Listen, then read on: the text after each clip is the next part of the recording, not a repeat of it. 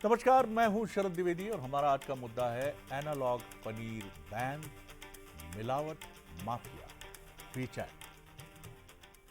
मिलावट के मामले में भारत की कोई भी, आप जिसे कह सकते हैं, अगर मैं शब्दों को बहुत निम्न स्तरीय ना प्रयोग करूं तो कोई टक्कर नहीं दे सकता हमको। ये हमारे राष्ट्रीय चरित्र का एक प्रतीक है कि हम मिलावट पर बेहद यकीन करते हैं। एनालॉग पनीर क्या होता है इसको समझिए पहले तो। ये शब्द एनालॉग पनीर एक नया शब्द है जो प्रचलन में आया है। एनालॉग पनीर वो पनीर है जो असली दूध से नहीं बना। इसको कैसे बनाते हैं? इसको बनाने के लिए यूज़ करते हैं स्कीम्ड मिल्क, कई बार कुछ और रासायनिक चीज़ें, डालडा घी का भी इस्तेमाल हो जाता है। और जो इस तरह के बहुत ही सैचुरेशन वाले जो ऑयल रहते हैं, पॉम ऑयल बहुत सस्ता मिलता है, जो जिससे सारे हमारे नमकीन बनते हैं। आप आमतौर पर देखेंगे ख़ासतौर से शहर और कस्बों की दुकानों में, तो नमकीन के पैकेट पर आपको बहुत ही उच्च कोटि की कोई दुकान होगी तो वहाँ आपको एक्सपायरी लिखी मिलेगी, नहीं तो आपको नमकीन के पैकेट पे एक्सपायरी नहीं मिलेगी। और इंग्रेडिएंट्स कितने लोग पढ़ते हैं कि ये पॉम ऑयल से बना है कि लिनसिड से बना है, किससे बना है। मैं देख रहा था, आंकड़े देख रहा था, तो यूरोप में इतनी सख्ती है कि भारत उन 3 से 5 देशों में है जहां सबसे अधिक मिलावटी सामान यूरोप के दरवाजे पर आकर रिजेक्ट होता है। उन्होंने अपना सिस्टम बना रखा है यूरोपीय यूनियन ने, और वो भारत, चीन, दक्षिण अफ्रीका नहीं, कुछ अफ्रीकन कंट्रीज और वियतनाम, यहाँ से आने वाले प्रोडक्ट पर विशेष तौर पर निगाह रखते हैं, क्योंकि यूरोपियन यूनियन जो जाता है सामान, उसमें हमारे यहाँ से सी फूड है, बासमती है, मसाले हैं। ये मोटे तौर पर खाद्य पदार्थों की अगर बात करें, त्योहारों के मौसम में मिलावटी मावा है, कितनी सारी चीज़ें, फल हैं। और आप अगर ये पनीर खाते हैं तो आपका न सिर्फ हृदय रोग होने की आशंका बहुत अधिक है, आपका पाचन गड़बड़ हो जाएगा। एक सामाजिक भी वजह इसमें देखनी पड़ेगी कि आखिर ये कौन लोग हैं। अब वैसे पनीर मिलेगा 300 से 400 रुपए किलो, और ये कृत्रिम पनीर जो एनालॉग पनीर कहला रहा है ये मिल जाएगा आपको 120 से 150 रुपए में। इसीलिए पनीर की सब्जी के प्रति क्या फैसिनेशन है साहब। हर ढाबे में छोटे से छोटे पनीर टिक्का, पनीर मलाई, पनीर कढ़ाई, पनीर ये, पनीर वो। गजब है साहब।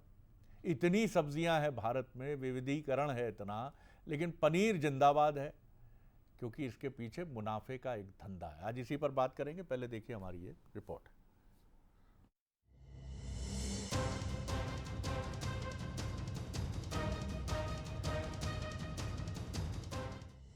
मध्य प्रदेश सरकार ने एनालॉग पनीर के खिलाफ मोर्चा खोल दिया है। मुख्यमंत्री डॉक्टर मोहन यादव ने साफ कर दिया है कि नकली पनीर बनाने और बेचने वालों के खिलाफ सख्त कार्रवाई होगी, क्योंकि ये ऐसा पनीर है जो दिखने में असली लगता है, स्वाद भी पनीर जैसा देता है, लेकिन ये दूध से नहीं बनता। इसको वनस्पति तेल, पाउडर, मैदे से बनाया जाता है। सरकार का दावा है कि ये फैसला सिर्फ कारोबार नहीं, करोड़ों लोगों की सेहत की सुरक्षा से जुड़ा है। मध्य प्रदेश के अंदर हमने ये निर्णय किया है कि एनालॉग पनीर को हम इसको हतोत्साहित करेंगे, इस पर प्रतिबंध लगाएंगे। ये जैसा बाकी राज्यों के साथ ध्यान में आया है कि हमारे यहाँ प्राकृतिक रूप से जो दूध के उत्पाद है उनकी शुद्धता के बलबूते पर हम अपने राज्य की पहचान बनाएंगे। दूध का उत्पादन बढ़ाने की दिशा में हम आगे चल रहे हैं, लेकिन किसी प्रकार की इस प्रकार की गतिविधियों को हम बढ़ावा नहीं देंगे। दरअसल बाजार में कई बार ग्राहक कीमत देखकर पनीर खरीद लेते हैं, लेकिन उन्हें पता ही नहीं चलता कि उनकी थाली में पहुंचा पनीर असली है या एनालॉग। यानी जो चीज बच्चों से लेकर बुजुर्गों तक हर कोई खा रहा है, वो कहीं सेहत के लिए खतरा तो नहीं बन रही। यही वजह है कि सरकार अब उत्पादन से लेकर बिक्री तक पूरी चेन पर नजर रखने की तैयारी में है। सरकार के फैसले के बाद राजनीति भी गर्मा गई है।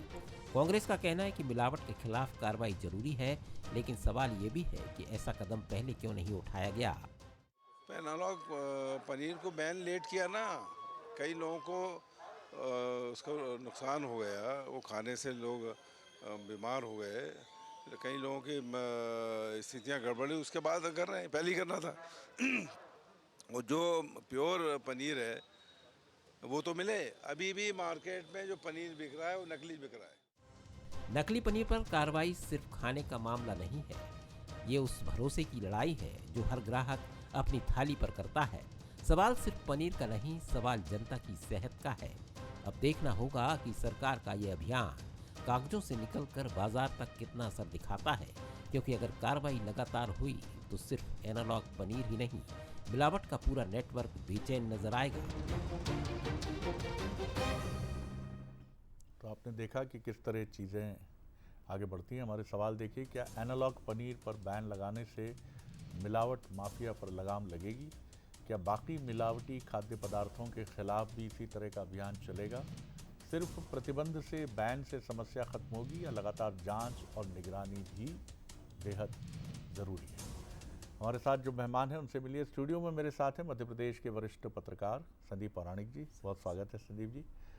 साथ ही जुड़ेंगे पंकज चतुर्वेदी जी, बीजेपी के सीनियर लीडर, स्पोक्स पर्सन, बहुत स्वागत है पंकज जी। मोटिवेशनल स्पीकर हैं, लेखक हैं, कई उनके व्यक्तित्व के पहलू हैं। और राहुल राज जी हैं, ये भी कई पर्सन। अभी मैंने इनका एक इंटरव्यू देखा तो पूरे एंकर ही लग रहे थे। ये कमलनाथ जी से बातचीत की थी इन्होंने, और मुझे देखकर लगा कि एक वो भी संभावना अच्छी है, क्योंकि अब मुझे लगता है पंकज जी भी उसी मिजाज के हैं और राहुल जी भी उसी मिजाज के हैं। तब आप लोगों के अपने अपने चैनल भी होंगे मुझे लगता है आने वाले समय में।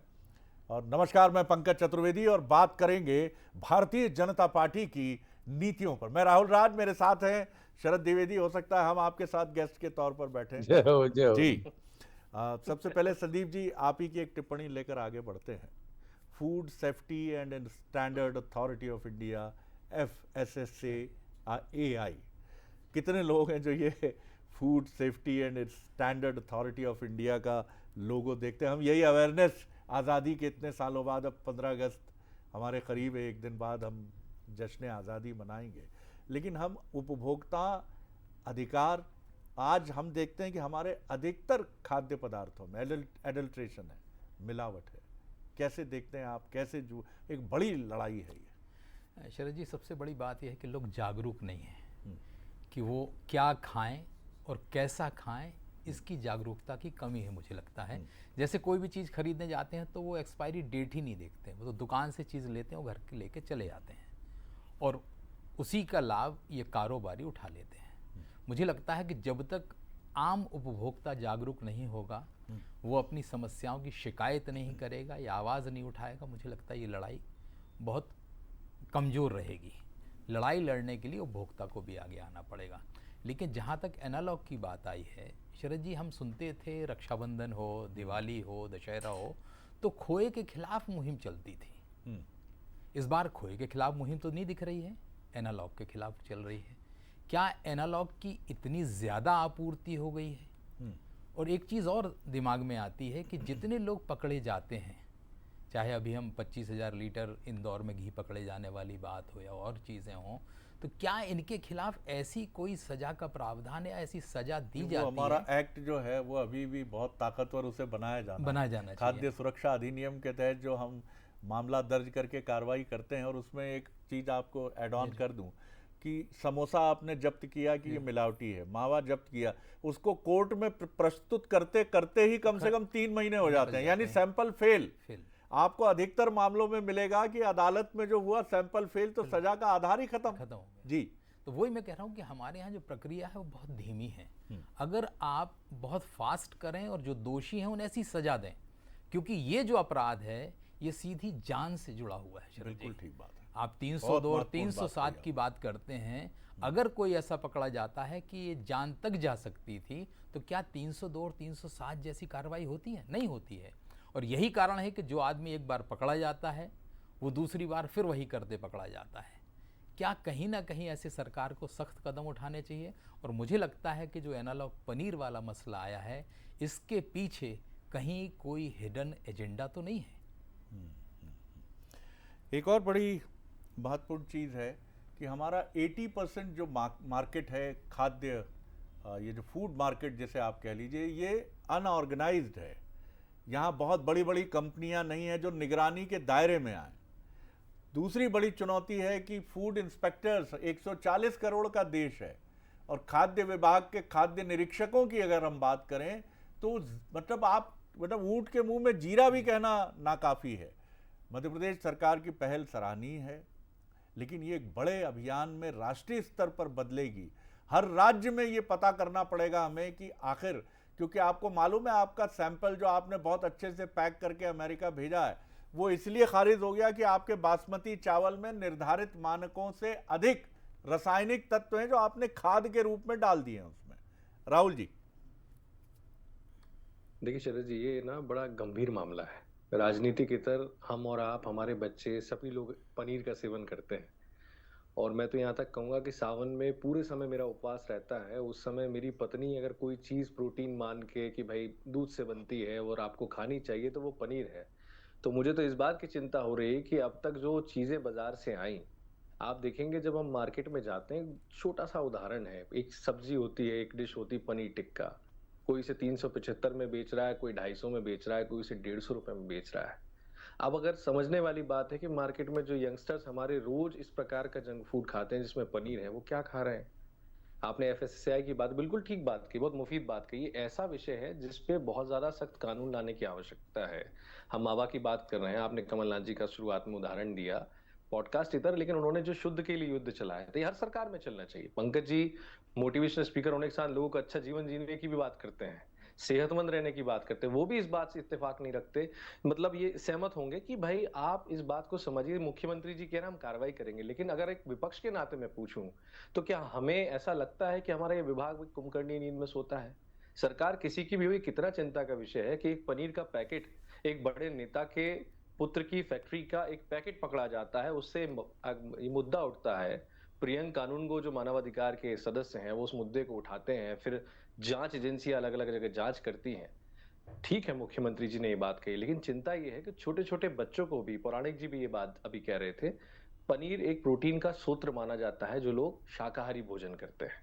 अगर उसमें इस प्रकार की मिलावटी चीज है और लोग उसे रोजमर्रा में सेवन कर रहे हैं तो बहुत चिंता का विषय है। सरकार को कड़े कदम भी उठाने चाहिए और इस बात का भी जवाब देना चाहिए कि जो खाद्य सुरक्षा के हम जी, और सरकार अब तक इस पहलू को क्यों नहीं जांच पाई। बिल्कुल राहुल जी, बात महत्वपूर्ण है, लेकिन आपने बहुत सिंबॉलिक नाम लिया, कुंभकर्णी नींद। अब देखिए, कुंभकर्ण 6 महीने सोते थे, 6 महीने जागते थे।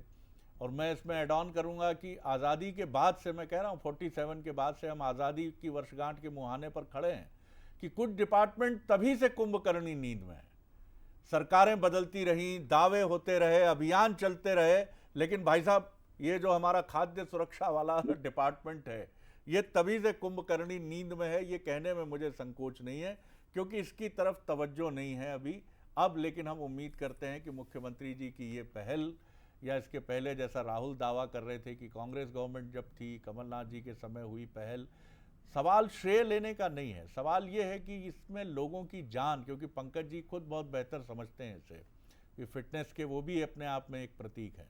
बहुत ज़रूरी है पंकज जी, बात सिर्फ एनालॉग पनीर की नहीं, कार्बाइड क्यों है केले में, आम में क्यों कड़वाहट लगती है केला खाने में, आम खाने में, आखिर क्या। अब तो हम सुन रहे हैं कि पत्थर पीस के आटे में मिलाए जा रहे हैं। आखिर हमारी ना लेबोरेटरीज इस लायक हैं, ना हमारा खाद्य डिपार्टमेंट का महकमा है, वो खुद हेल्पलेस हैं। जी देखिए शरद जी, सबसे पहले तो माननीय मुख्यमंत्री मोहन यादव जी को साधुवाद कि उन्होंने इस विषय पर गंभीर रूप से मध्य प्रदेश के लोगों की चिंता और चिंतन करते हुए इस पनीर पर बैन लगाया। और मुख्यमंत्री जी के निर्देश पर मध्य प्रदेश का खाद्य सुरक्षा विभाग जो एफएसएसएआई के सपोर्ट से काम करता है, शरद जी लगातार काम कर रहा है। वही परसों भोपाल में नन्हे चाचा नाम की एक संस्थान है, पुराने शहर की फेमस दुकान, तो वहां से नकली दूध के सैंपल जब्त किए और 20,000 लीटर दूध की आपूर्ति जहां शामपुर से होती जब्त किया। जी भोपाल के पास सीहोर में एक बहुत बड़ा दूध माफिया था, किशन मोदी, आज वो जेल की सलाखों के पीछे मोहन यादव सरकार के काम है। तो मुख्यमंत्री जी की मंशा शरद जी बहुत स्पष्ट है कि एक तो लोगों को शुद्ध और पौष्टिक भोजन मिले और दूसरा माफिया पर कार्रवाई हो। तीसरा, इस अभियान से शरद जी क्या होगा कि जो दूध के हमारे मूल उत्पादक, हमारे अन्नदाता हैं, उनको लाभ मिलेगा, क्योंकि हम दूध उत्पादन में मध्य प्रदेश को सबसे शीर्षस्थ राज्य बनाना चाहते हैं, मुख्यमंत्री जी की अभिलाषा है। अब शरद जी, ये सरकार का पक्ष हो गया। जो अभी संदीप जी ने बात करी वो बहुत महत्वपूर्ण है कि मुझे और आपको इस बुनियादी को तर्क को समझना पड़ेगा कि दूध यदि 150 रुपए लीटर है 130 से 150 रुपए लीटर दूध मिल रहा है, कहीं भी आप दूध लेने जाओगे। तो यदि दूध 130 से 150 रुपए लीटर है तो 150 रुपए किलो पनीर कैसे मिल सकता है सर? और यदि आप 150 रुपए किलो का एनालॉग पनीर ले रहे हो तो इसका मतलब ये कि आप अप्रत्यक्ष तौर पर नकली पनीर को स्वीकार कर रहे हो आप। तो सरकार जरूर काम कर रही है, मुख्यमंत्री जी काम कर रहे हैं, विभाग काम कर रहा है, पर हम सबको इस बात को समझना पड़ेगा कि ये विषय हो प्रैक्टिकल चीज है शरद जी, बहुत सिंपल कैलकुलेशन है कि दूध से पनीर बनता है। और ये जो एनालॉग पनीर है शरद जी है, अभी एक उदाहरण शरद जी आपको और देता हूँ। अभी इस समय बढ़िया बारिश का मौसम चल रहा है, तो जितने हॉकर्स कॉर्नर है महाराष्ट्र में उसको खाऊ गली बोलते हैं, जितने हॉकर्स कॉर्नर हैं सब पर अभी पूरी आप चले जाइए कैंपेन के 6 मतलब सारे पैक मिलेंगे। और अभी इस सीजन की सबसे फेमस डिश है पाव भाजी। और पाव भाजी में शरद जी लोग क्या बोलते हैं, भैया थोड़ा बटर मिला देना। तो 70-80 रुपए की पाव भाजी में शरद जी कौन सा बटर डाल रहा है? वो दैट इज फेड स्प्रेडर, उसी पाम ऑयल से बन रहा है जिसकी आप बात कर रहे थे। और पाम ऑयल को WHO के निर्देश पर भारत सरकार भी बैन करने की तैयारी कर रही है। 2023-24 की योजना थी, 1-2 साल बढ़ा दिया। आपने यूरोप का जिक्र किया, यूरोप में US में पाम ऑयल बंद है, ये सारी ट्रांसफैट जो पाम ऑयल जिसका एक बड़ा सोर्स है। तो बहुत सारे बुनियादी विषय ऐसे हैं शरद जी सरकार जी कि सरकारों को धन्यवाद पंकज जी, और हम लोग को भी जागरूक होना पड़ेगा। हाँ, ये सबसे महत्वपूर्ण बात है। देखिए जिस देश में आज भी भैया हरी पन्नी वाली दे देना मेडिसिन, दवाई दे दो हरी पन्नी वाली, वो कहता हरी पन्नी वाली कौन सी हरी पन्नी, बदन में दर्द हो रहा, जुकाम भी है। अभी शरद जी मोदी सरकार एक बड़ा काम और कर रही है सर, जो अभी अगले 15-20 दिन में प्रभावशील हो जाएगा कि जितने जंक फूड हैं उन जंक फूड के ऊपर रेड, ग्रीन और येलो साइन जो ट्रैफिक सिग्नल का होता है, ये ग्रीन है तो गुड टू ईट, रेड है तो बैड टू ईट, और यदि येलो है तो मॉडरेट क्वांटिटी में खा सकते हैं। और उसमें कितना कार्बोहाइड्रेट, कितना प्रोटीन, ये बहुत अच्छी ये सब उल्लेखित होगा सर जी। लेकिन जैसे हम देखते आ रहे हैं कि शरद जी ये है स्मोकिंग, सिगरेट, मोहन यादव जी ये दोनों कोशिश कर रहे हैं जी, बिल्कुल, बहुत उनकी कोशिश काबिले तारीफ है सर। लेकिन जिस देश में लिटरेसी का लेवल, ये पहचानना कि लाल निशान का क्या मतलब है, हरे निशान का क्या मतलब है, एक बड़े वाइड कैंपेन की जरूरत पड़ेगी।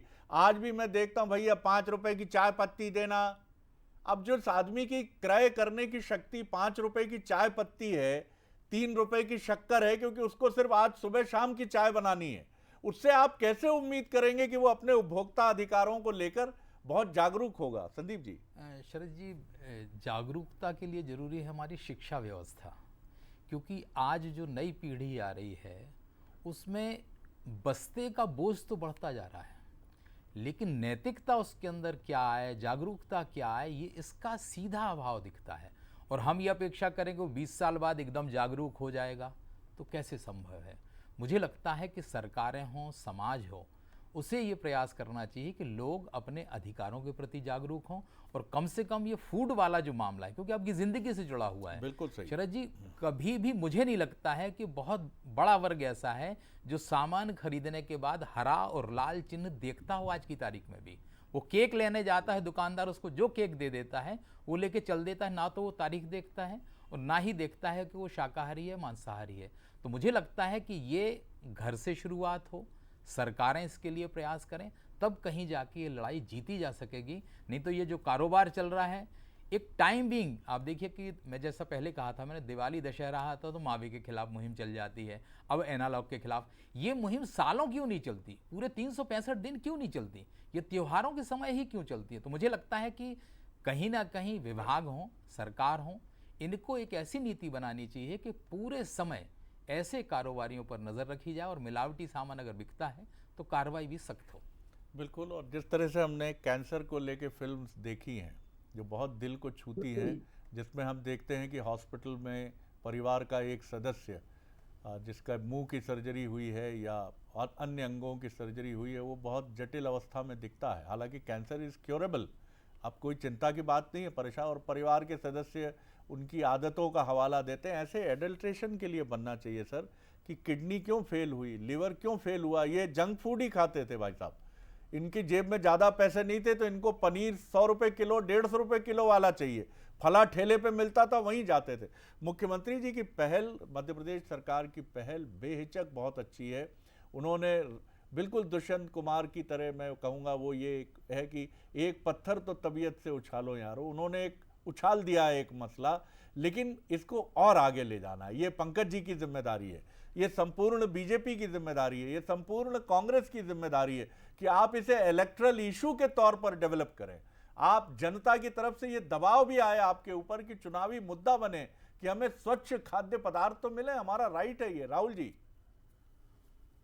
देखिए शरद जी, कितने अचरज की बात है कि जब एक यंगस्टर अपने आप को फूड फार्मा के नाम से अकाउंट बनाता है, वो सरकारों को बताता है कि जो जैम बच्चे खा रहे हैं उसमें शुगर है, उसमें कोई केचप नहीं है। वो सरकारों को बताता है कि भैया जो केचप आप खा रहे हैं उसमें टमाटर कम है, टमाटर तो नाम मात्र का नहीं, हम केवल शुगर सिरप पी रहे हैं। हर चीज के लिए अलग अलग इन्फ्लुएंसर्स, यूट्यूबर्स अपनी बात कर रहे हैं, लेकिन ये काम सरकार का है। पंकज जी की बात से चलिए हम आपको एक इस बात के लिए कहेंगे कि आप कह रहे हो कि ऐसा लाल आएगा पीला, लेकिन पंकज जी को भी ये समझना पड़ेगा कि जब आम आदमी बाजार में जाता है, शरद जी, वो इस निश्चिंतता के साथ जाता है कि मैं भारतवर्ष में रह रहा हूँ, यहाँ जो सरकारें हैं उनके अपने कायदे कानून है, उनकी जिम्मेदारी है जो शुद्ध मिलेगा। कहाँ वो लिटमस टेस्ट करता फिरेगा? ये सरकार की जिम्मेदारी है कि निरंतर खाद्य विभाग कार्य करे। अगर हम भोपाल की बात करें, हॉकर्स कॉर्नर का उदाहरण बहुत खुले दिल से पंकज जी ने दिया। क्या नकली नहीं है? पाम ऑयल का जो प्रतिबंध है वो भारत में पहले ही हो जाना चाहिए था। उन्होंने खुद स्वीकारा कि उसको 3 साल 2 साल बढ़ा दिया गया, लेकिन पाम ऑयल अगर शरद जी इस देश में बंद हो गया तो हार्ट अटैक के केसेस बंद हो जाएंगे। बिल्कुल। ये एनालॉग पनीर भी फैट बढ़ा रहा है और अन्नदाता का फायदा होगा। आज अपन इंडो यूएस ट्रेड डील पर जब भी डिबेट करते हैं कि करेंगे, तब यही बात आएगी कि भाई हमारे देश में अगर हम तिलहन में आगे बढ़ रहे हैं तो हमें क्या जरूरत है पाम ऑयल की?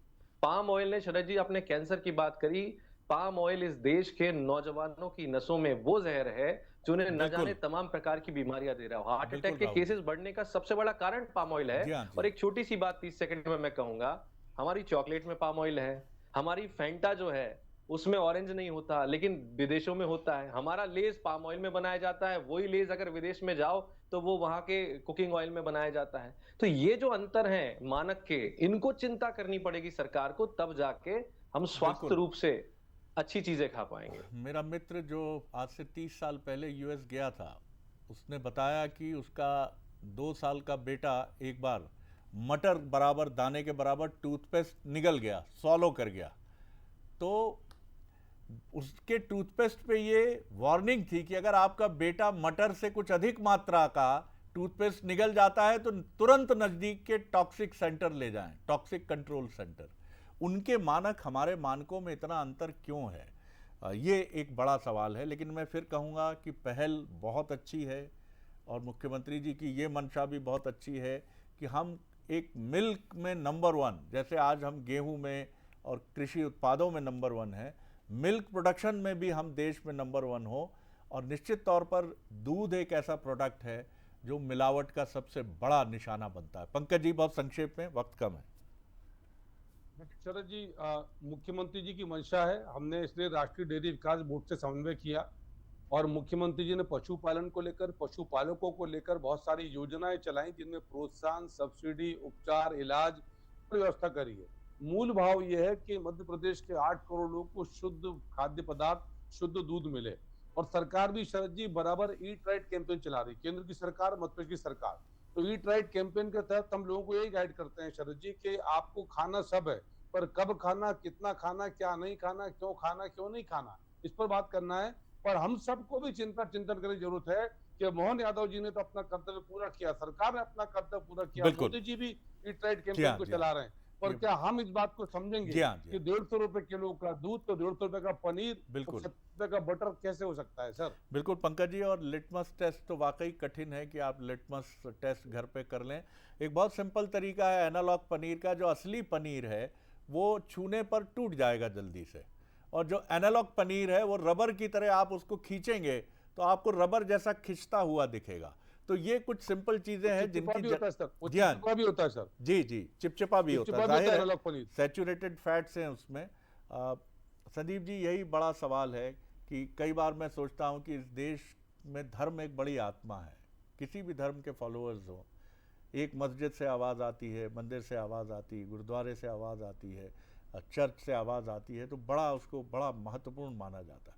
हमारे धर्मगुरु अगर इस पर बोलें कि हमारा एक ठेले वाला क्यों, उसको मालूम है कार्बाइड से केले निकाल के ला रहा है वो, क्यों ला रहा है, और इसे कहें कि गुनाह अजीम है, ये सबसे बड़ा अपराध है। ये सनातन भी बोले, ये इस्लाम के अनुयायी भी बोले, ये क्रिश्चियनिटी भी बोले, और ये सिखिज्म, जैनिज्म, बुद्धिज्म सब बोले, एक आवाज़ तो बनेगी, कहीं एक अंतरात्मा तो कचोटेगी। शरद जी बात बिल्कुल सही है। अगर धर्म गुरु पहल करें तो बड़ा असर होता है, क्योंकि उनके कहे को लोग मानते हैं।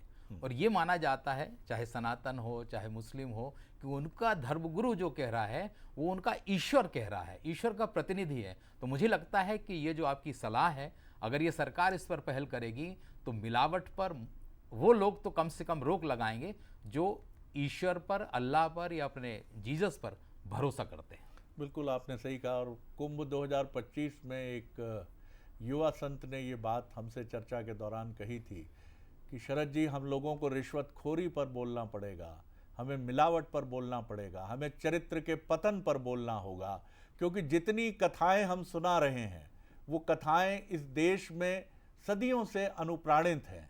ऐसा नहीं है कि उनकी आवश्यकता नहीं है, लेकिन उन कथाओं को निरंतर सुनाने के बाद भी व्यक्ति के आचरण में कोई परिवर्तन नहीं हो रहा है, क्योंकि श्रुति परंपरा से कोई बड़ा परिवर्तन नहीं आता। बड़ा परिवर्तन आता है आचरण में परिवर्तन से, जब हम अपने आचरण से संदेश देंगे। और यही सबसे बड़ा मैसेज मध्य प्रदेश की सरकार ने दिया है एनालॉग पनीर पर बैन करके। लेकिन इसमें पूरे विभाग को लगना होगा, सरकार को इसे एक मुहिम बनाकर आगे बढ़ना होगा। बहुत शुक्रिया आप तीनों मेहमानों का। आगे देखिए हमारा न्यूज़ बुलेटिन प्राइम टाइम।